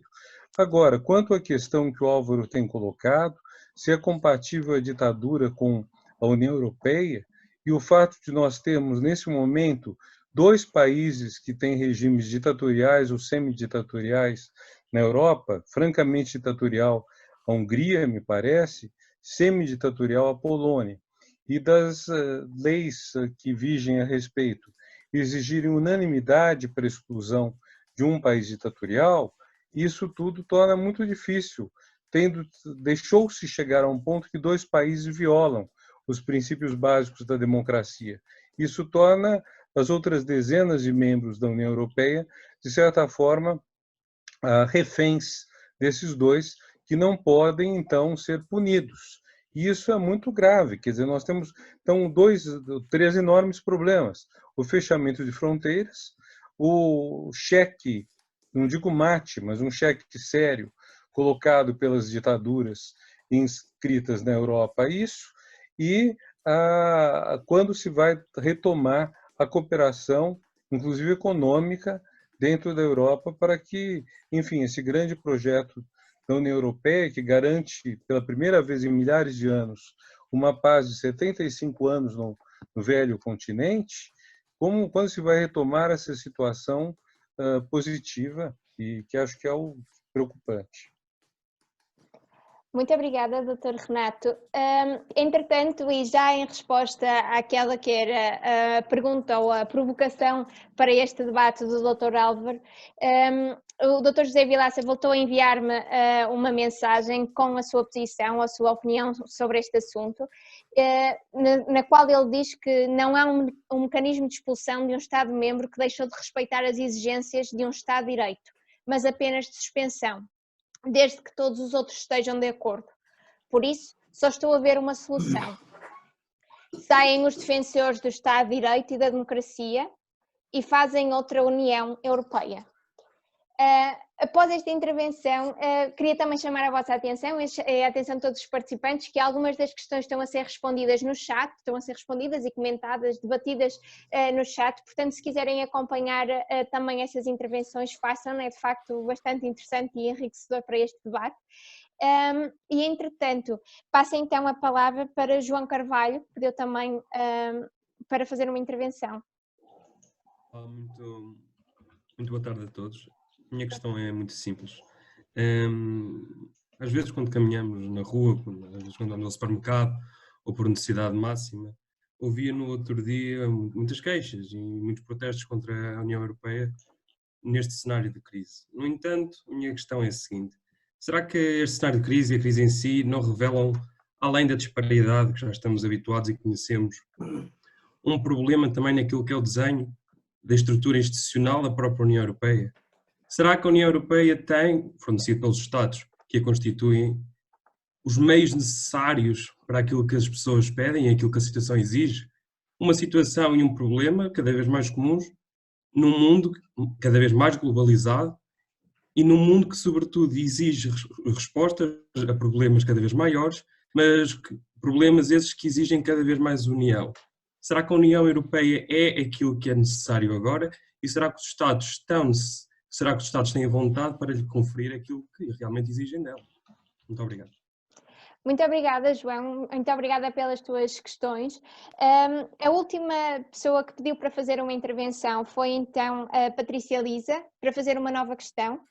E após esta questão, se calhar voltava a dar a palavra às pessoas que iniciaram este debate para fazerem um último comentário e poderem concluir aquilo que retiraram deste debate. Ficamos então agora com a Patrícia Elisa. Muito obrigada, não quero de todo atrasar mais o debate, foi interessantíssimo, um gosto estar a debater em português, eu estou no Elcano, em Madrid, e portanto é um gosto sempre voltar à minha língua materna. Era só na sequência da questão que tinha feito, é de facto difícil ter um tom otimista ou inclusive eu diria nem sequer pessimista, é difícil não ter um tom excessivamente pessimista neste contexto. Eu gostaria só de fazer um comentário e se possível receber a reação dos oradores, que tem a ver com isto, tem a ver com esta crise que eu não creio que seja uma crise só desta última década, da crise das dívidas soberanas, mas vem do fracasso do Tratado Constitucional. Desde então nunca mais foi possível fazer uma integração política da União Europeia e está a desmoronar-se desde então. A minha questão era esta, é que de facto a integração política está a falhar e está a falhar pela periferia, não é? Por toda a periferia e tinha a ver com isso. Neste momento o governo de Espanha anunciou inicialmente algumas mudanças estratégicas, designadamente uma aliança com a Itália, e neste sentido eu gostaria de saber, ou ter alguns comentários dos presentes sobre esta questão. Como é que se vê uma aliança progressista na União Europeia nos tempos que correm? Era esta a questão que tinha. Obrigada. Muito obrigada, Patrícia. Antes ainda de passarmos para os comentários finais, gostava de dar a palavra a Gonçalo Marcelo, que entretanto pediu para fazer uma breve intervenção. Gonçalo, por favor. Sim, muito obrigado. Serei muito breve também para não nos atrasar mais. Creio, enfim, ainda antes de dizer aquilo que ia dizer, que a questão que a Patrícia acaba de colocar é a questão de 1 milhão de euros, neste caso, porque, de facto, se é que alguma resposta concertada da União Europeia seria possível, uma resposta que fosse mais humanitária e mais social, ela provavelmente dependeria, enquanto condição política sine qua non, de uma união, de um conjunto de países, provavelmente partindo dos países do Sul, e que, sendo progressistas e europeístas, teriam, talvez, eventualmente, num cenário desejável, a força para poder fazer impor essa solução. Eu não vejo que isso seja possível neste momento, mas parece-me que poderia ser um dos caminhos a seguir. Entretanto, aquilo que eu queria dizer, no fundo, era isto. Na ausência dessa resposta comum, concertada por parte dos diversos Estados-membros, aquilo que nós temos tido tem sido uma resposta soberanista à crise pandémica, ou seja, dos Estados nacionais sozinhos e, em geral, a reagir ou, no caso europeu, de forma mais tradicional, com medidas até relativamente absurdas do ponto de vista da tentativa de contenção da pandemia, tal como o fecho das fronteiras, ou então, e se olharmos para o paradigma asiático, aquilo que tivemos foi, de facto, e por motivos que são variados, alguns deles serão eventualmente culturais, mas uma resposta que passou muito mais pelas questões da invasão de privacidade, digamos assim, do controle através da Big Data, etc., e que, como já foi bem aqui sublinhado, corre o risco de se normalizar bem para lá do estado da exceção, o que a acontecer, obviamente, que teria consequências gravíssimas em termos da concentração do poder e da falta dos direitos mais básicos de privacidade dos cidadãos. Posto isto, a minha última nota seria para dizer o seguinte: eu acho que nós podemos arriscar a dizer que, do ponto de vista dos efeitos políticos, nós vamos ter, e sobretudo nos países mais afetados, um efeito que vai ser diferente consoante estamos no topo da crise pandémica ou após a crise pandémica, quando se tornarão mais óbvias as consequências sociais e económicas. Isto é, parece-me que em países muito afetados, os líderes que estão efetivamente à frente, pelo simples facto de estar a viver um cenário que psicologicamente é quase um cenário de guerra, podem até sair reforçados no imediato. Vimos isso com Trump, que teve uma resposta completamente desadequada e errática à crise, e no entanto teve índices de popularidade a subir, precisamente pelo facto de aparecer constantemente na televisão, ter a exposição, as pessoas verem que ele está a tentar fazer face, neste momento pelo menos, a todo o sofrimento social que está a acontecer, etc. No entanto, e sobretudo nos países mais afetados, quando a crise pandémica passar e os efeitos das economias a colapsar e os efeitos da crise social forem mais evidentes, parece-me que os governos que estavam em funções e que impuseram estas medidas vão ter, paradoxalmente, efeitos políticos negativos do facto de as terem imposto. Tendo isto em conta, a mim parece-me que para a União Europeia ter condições políticas de sobrevivência, não se pode desligar a resposta à crise social da própria manutenção das condições políticas de sobrevivência da União. E desse ponto de vista, como também já foi dito, ainda há muito a fazer, talvez ainda possa ser feito. A minha sensação é que depois desta crise nada poderá ser o mesmo do ponto de vista da governança económica da zona euro. Eu tenho a sensação que o tratado orçamental tem de estar morto neste momento, porque quando nós tínhamos objetivos de médio prazo de ter dívidas públicas a rondar os 90%, e quando nós pensamos no esforço que foi feito por Portugal, e ainda assim descemos nem 10% em relação àquilo que tinha sido aquilo que era a nossa dívida em consequência da crise das dívidas soberanas, e tendo em conta o esforço que tem que ser feito, mais uma vez, por via dos Estados-membros isoladamente, porque a resposta europeia não é suficiente para colmatar os efeitos da crise social e proteger as pessoas, etc., nunca se poderá voltar a aplicar como se aplicava, supostamente, os mecanismos do Pacto de Estabilidade e do Tratado Orçamental. Não pode ser exatamente a mesma coisa. E no meio disto, eu acho que nós temos de ser corajosos o suficiente para pensar em medidas diferentes e mais ousadas. Eu, pessoalmente, embora nós não vamos aqui discutir isso hoje, eu sou favorável, no contexto de uma crise que é simultaneamente uma crise de oferta e de procura, a medidas como aquelas que têm sido aventadas e que eram consideradas impossíveis há pouco tempo atrás, mas neste momento Estados-membros como Espanha já pensam avançar para elas.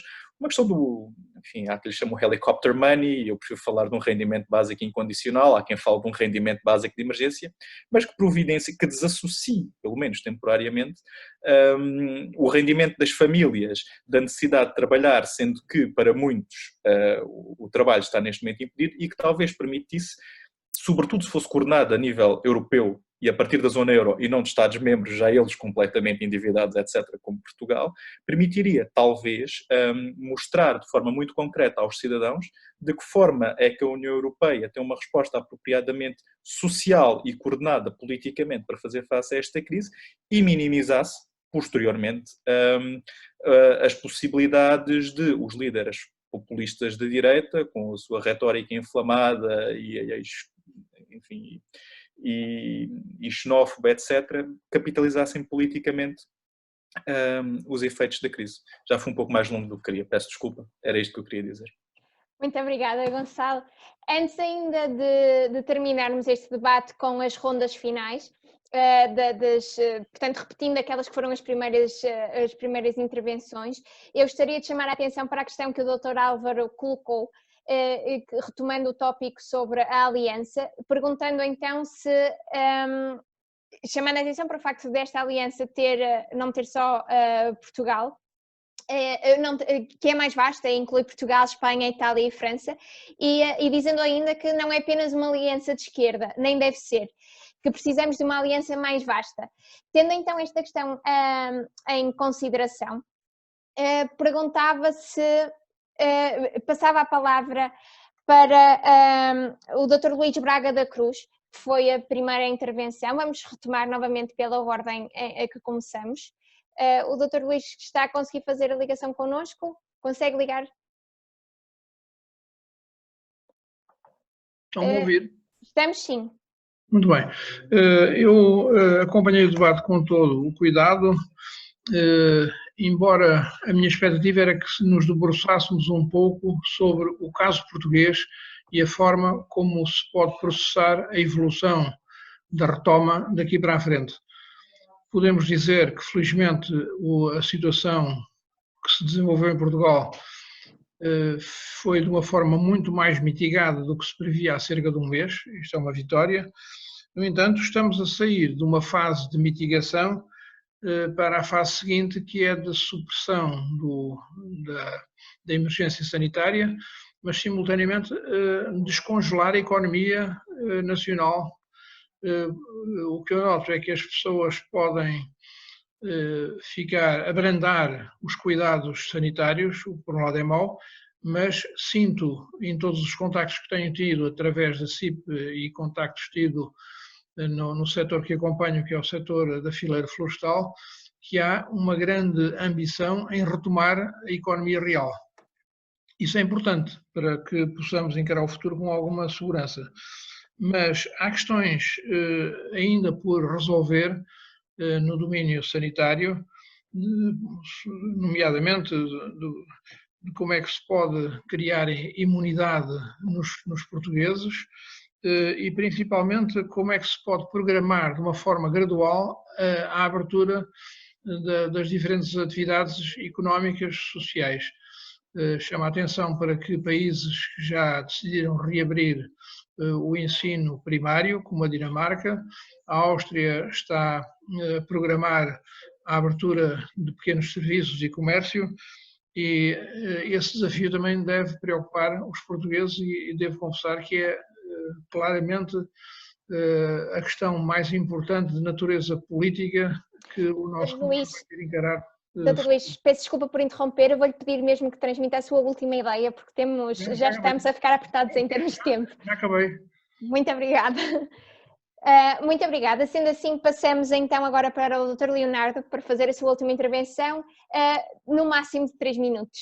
Sim, então são 3 coisas. Uma é, pegando nas palavras do Sr. Luís, eu diria o seguinte: não é garantido que quando a gente voltar à normalidade, a normalidade seja aquela que a gente deixou antes, ou seja, não se percebe ou não se sabe ainda, nem se vai saber quais os efeitos permanentes que ficam deste choque que levamos. E isso vai ditar uma recuperação mais rápida ou mais lenta. A segunda coisa é em relação à questão da União Europeia. Há uma União Europeia antes de Maastricht e antes da unificação da Alemanha, e há uma União Europeia depois. E há uma alteração dos tratados no sentido inclusive de acabar a paridade de votos no Conselho. Portanto, nós vivemos com uma União Europeia que é um diretório dos países do Norte, não é? Desde Maastricht, não antes. A terceira coisa é em relação à questão do orçamento e dos dinheiros, que é sempre a obsessão do Norte, bastante. E do Sul também, de outra maneira. Mas digamos que não era impossível, e a gente já deu para perceber, quer dizer, tem que se perceber que há um espaço europeu que, se for exercido como tal, tem mais poder, é mais que a soma das partes. E é isso que é mal entendido. Nomeadamente, por exemplo, na parte fiscal, ou seja, a Europa pode cobrar impostos que um Estado-membro não consegue. Um Estado-membro não consegue cobrar impostos a uma multinacional porque se ela não estiver na Irlanda vai para a Espanha. E se não estiver na Espanha vai para a Holanda. Enquanto que se a União Europeia cobrar o imposto sobre a multinacional, ela está no mercado único ou não está. E, portanto, há uma capacidade financeira que a União Europeia podia ter, se quisesse, inclusive nem precisava de contributos dos Estados-membros, passava a ter um orçamento próprio para definir a política europeia e que podia usar. E a última coisa também sobre a questão dos dinheiros é, não se pode tratar uma economia com metade das pessoas no desemprego como se estivesse em pleno emprego, porque foi esta a lógica de todo o programa de austeridade da última vez. O que significa que numa economia em que os recursos não estão a ser utilizados, imprimir dinheiro é uma forma de os mobilizar. E, portanto, parte da dívida pode ser monetarizada. Não é? Aliás, basta só as intervenções que o Banco Central faz, naquele sentido de baixar os juros, já ajudaram e já ajudam. E, portanto, existe esta capacidade, queira-se que ela se exerça. Agora, se cada um andar na sua mesquinhez, não vamos a lado nenhum. E a última coisa, e é mesmo a última, era em resposta à questão da Aliança Democrática Europeia. Não é? Eu penso que não é só uma aliança entre Estados. Os Estados, dentro dos Estados há contradições, quer dizer, dentro da Hungria, dentro da Holanda, nem toda a gente pensa da mesma maneira. Não é? Há governos neste momento, não é? Mesmo na Itália, e portanto eu acho que a aliança tem que ser mais vasta nesse sentido. Sim, isto pode dar para o torto. Sim, não sei se a gente vai conseguir ter uma outra União Europeia com menos Estados, não é? Mas de facto uma União Europeia que não seja democrática, que trata as coisas como tem tratado, não vale a pena. Portanto, mesmo que a gente sofra, não é? Quer dizer, vamos sofrer todos. Não é? É uma estupidez absoluta. E é a minha intervenção. É uma estupidez acabar com a Europa. A Europa é um bem e era uma coisa poderosa para nos servir a todos e para nos projetar no espaço mundial. A partir do momento em que o pai ficou maluco, os Estados Unidos, não é? E os outros também não regulam muito bem. Portanto, quer dizer, isso era importante. Agora, as vistas são curtas, provavelmente temos líderes de associações de estudantes à frente dos governos, não é? O problema é esse também, não é? Foi para aí que caminhou o poder político. É tudo. Muito obrigada, Dr. Leonardo, por esta última intervenção. Tenho agora a palavra a Dra. Teresa de Sousa.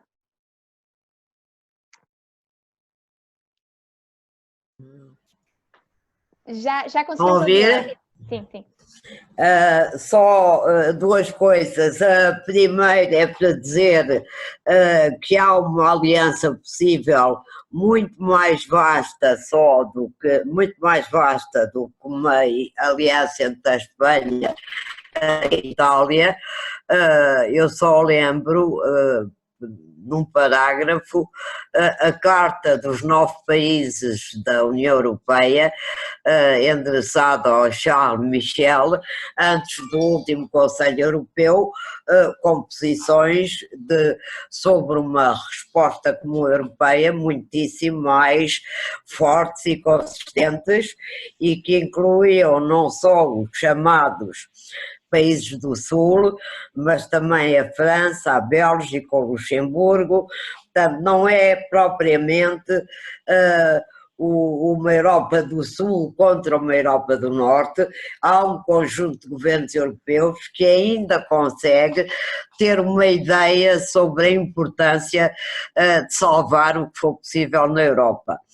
A segunda coisa diz respeito, não é uma nota otimista, não é nada otimista, mas se acompanharmos o debate interno na Alemanha ou na Holanda, para falar em dois países que têm uma lógica europeia que neste momento é perfeitamente contrária aos interesses da União Europeia, vemos que há imensas divisões internas e vemos, por exemplo, que essas divisões hoje na Alemanha atravessam o próprio grupo dos 5 grandes economistas que aconselham o governo de Berlim sobre a economia e sobre a Europa. Até esse grupo está dividido ao meio, e na Holanda não nos podemos esquecer daquela frase maravilhosa do anterior governador do Banco dos Países Baixos a dizer se o Sul colapsar, acabou a opulência do Norte.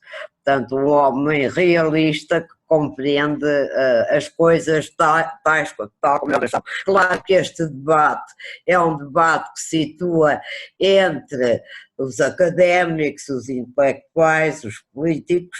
A reação das pessoas comuns é muito diferente, porventura. Alguém disse neste debate que na Europa neste momento muitos líderes seguem a opinião pública em vez de liderarem a opinião pública, e isso é um problema. É o caso da Alemanha, é o caso da Holanda, claramente. Mas deixo esta nota de esperança. Há 9 países que se entenderam antes do último Conselho Europeu, há um fortíssimo debate na Alemanha e também na Holanda, e, digamos, ainda não podemos dizer, talvez, que a União Europeia está condenada, embora eu também seja da opinião que é muito provável que não supere esta prova de vida, como eu disse há pouco, que está a atravessar, por uma razão muito simples.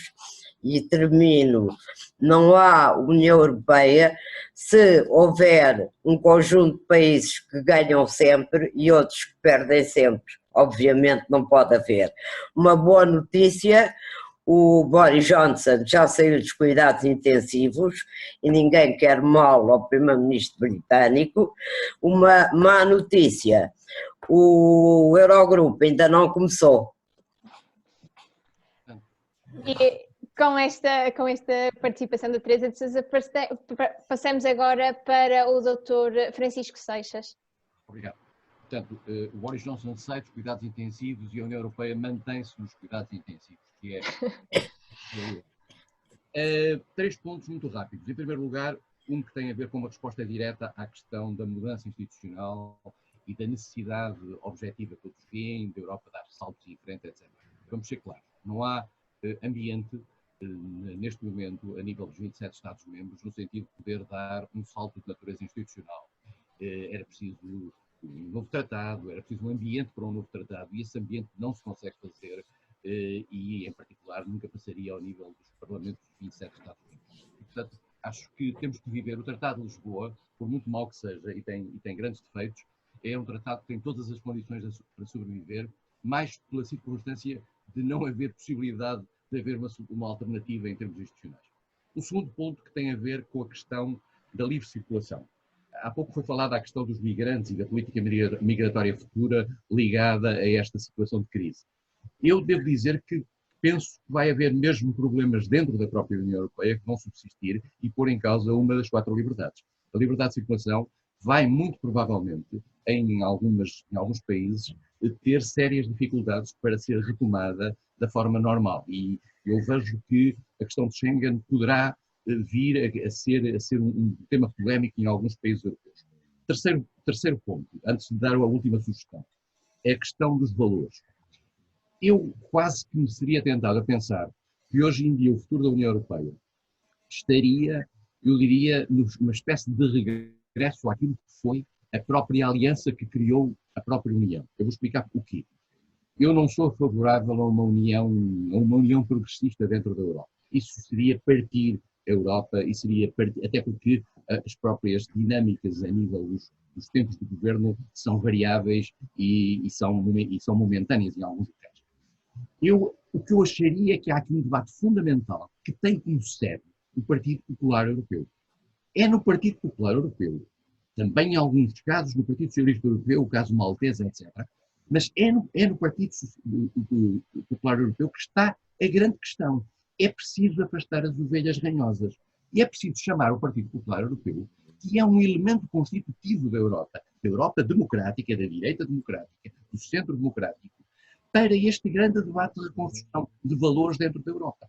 E, portanto, eu acho que há aqui uma chamada da direita europeia e do centro europeu para a necessidade de se credibilizar, sabendo afastar ela própria. Porque já se percebeu, afastar ela própria quem diverge desses princípios.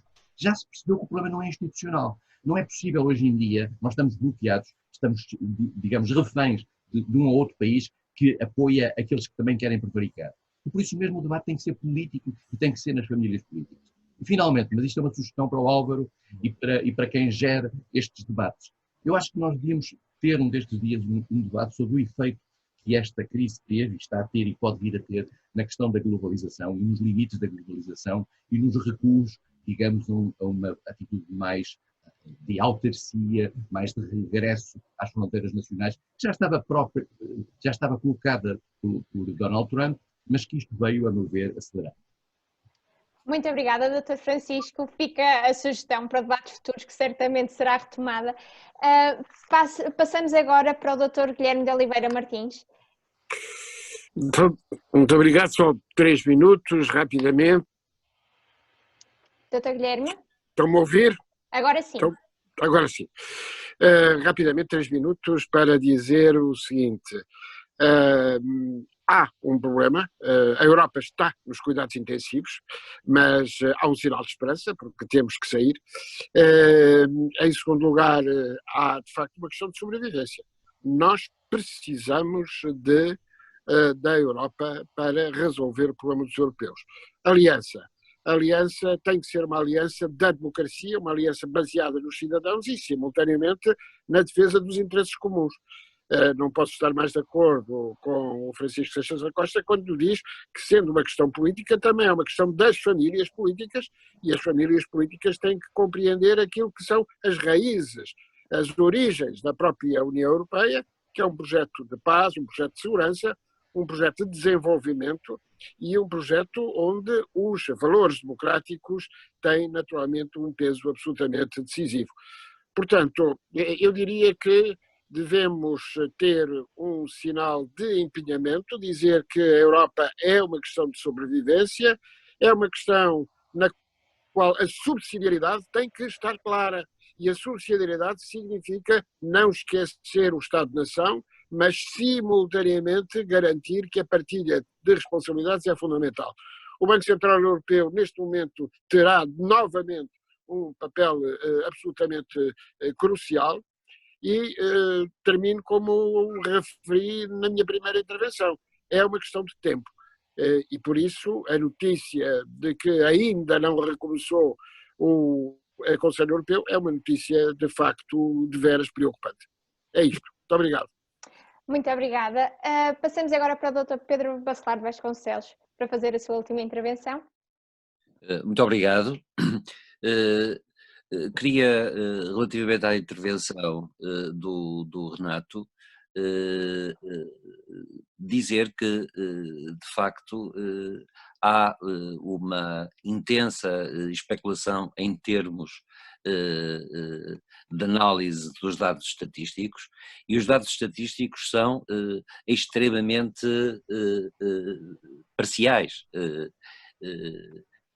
Falta tudo, só se sabe, só há mortes provocadas pelo coronavírus daqueles a quem foi feito um teste e a quem se confirmou a existência da doença. Não são feitas análises em função da população, como o Renato disse, e o que vemos, e é muito claro, é que, por exemplo, aqui em Portugal, o Norte tem uma incidência completamente discrepante do resto do país. Mais tarde haveremos de compreender porquê, que nos Estados Unidos, ainda hoje no New York Times se destacava a incidência da morte, sobretudo em descendentes de africanos e de latinos, e no plano europeu, com a diversidade de políticas têm sido aplicadas, há uma grande, ou persiste, uma grande indefinição. Quanto à questão que o Álvaro colocou, evidentemente a aliança tem de ser a aliança possível perante a iminência da falência do projeto europeu, tem de ser o retomar dos valores fundacionais da própria União Europeia, e não poderá ser, evidentemente, uma aliança de forças políticas que, continuando a haver democracia, nem sequer garantem quem estará no poder em Portugal, Espanha ou Itália no momento de o fazer. Parece-me, nesse sentido, que, apesar de persistir a esperança, temos de reconhecer que o tempo é precioso e, por cada minuto que passa, a sobrevivência deste projeto generoso da União Europeia poderá ficar definitivamente em causa. Muito obrigado. Muito obrigada, Dr. Pedro. Para a nossa última intervenção conclusiva, temos então outra vez a doutora Isabel Valente, a quem passa a palavra agora. Obrigada.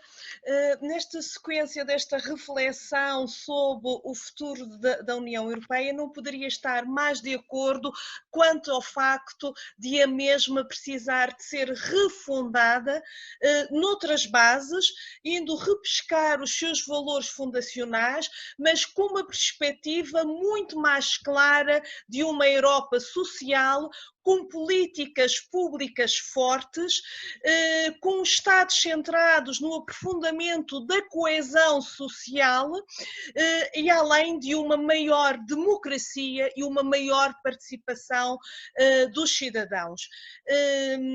Acho que sem estes fatores não custa nada adivinhar nem prever que estamos a assistir a uma lenta agonia da União Europeia que irá acabar com a sua inevitável morte e com um avanço impetuoso da extrema-direita e dos fascismos no palco europeu. Penso que este será um momento, passado o estado de emergência e de urgência de acudir à saúde e à recuperação da mesma, todo este projeto tem que ser repensado e teremos que, como diz o Sr. Professor Adriano Moreira, reencontrar uma vez mais as vozes encantatórias da Europa para fazer avançar este projeto que permitiu a paz, a ilusão de paz durante 70 anos na Europa. Eu relembro que a minha geração nunca conheceu uma crise de dimensão praticamente nenhuma. Nós vivíamos num mundo idílico. Este será provavelmente o primeiro grande embate que nós temos com um mundo que não é de paz. Evidente que existiram guerras na nossa geração, mas eram guerras que nos chegavam pela televisão. Não nos dávamos contas das ruas desertas como hoje temos, deste estado estranhíssimo, que hoje de alguma forma não cumpri o confinamento a que estou obrigada, porque recusei-me a ter a minha Páscoa sem flores, e consegui uma florista aberta e consegui encher a minha sala de flores, e espero que isso seja um repto e um fio de esperança neste mundo cinzento que vivemos nos dias que correm, e aproveito para desejar a todos uma Santa Páscoa com saúde e esperança em tempos melhores. Muito obrigada, doutora Isabel, com este comentário agora já mais esperançoso relativamente às flores e a uma Páscoa mais florida. Terminamos assim o nosso debate. Certamente que o mínimo denominador comum entre todos será que estes são tempos decisivos para a União Europeia, que o que for determinado nos próximos tempos é sem dúvida a determinação, vai implicar o futuro da União Europeia, e se teremos uma união mais política, mais profunda e mais capaz de responder a estes tempos, ou se, por outro lado, o que vamos ver é um recuo da União Europeia, um recuo das conquistas que até agora foram feitas num processo de desintegração que esperamos nós todos não virá a acontecer. Mas são sem dúvida tempos decisivos e onde importa continuar o debate que fizemos até agora, e é nesse sentido que partilho também o apelo do Dr. Álvaro para que o debate que foi feito hoje aqui possa continuar através de artigos ou de comentários que sejam feitos. A página do Fórum Demos continua aberta para a publicação das vossas opiniões, basta enviarem-nos os vossos artigos. E, portanto, lembramos também que este debate está disponível no YouTube, que a transmissão foi feita online, e agradecemos a todos muito a vossa participação e o vosso contributo, que sem dúvida alguma enriqueceu muito este debate. O Dr. Álvaro pediu também para lembrar que ele pessoalmente agradece a vossa participação, e esperamos de facto que possam aproveitar estes próximos dias para refletir, para descansar também um pouco e para estar junto dos vossos, se não for fisicamente, pelo menos tecnologicamente. Aproveito também em nome pessoal para pedir desculpa pelos problemas técnicos que hoje foram mais do que aquilo que seria normal, e prometemos melhorar para os futuros eventos. Muito obrigada a todos pela vossa participação e uma boa Páscoa para todos. Obrigado, boa Páscoa também para si. Obrigado a todos também. Obrigado.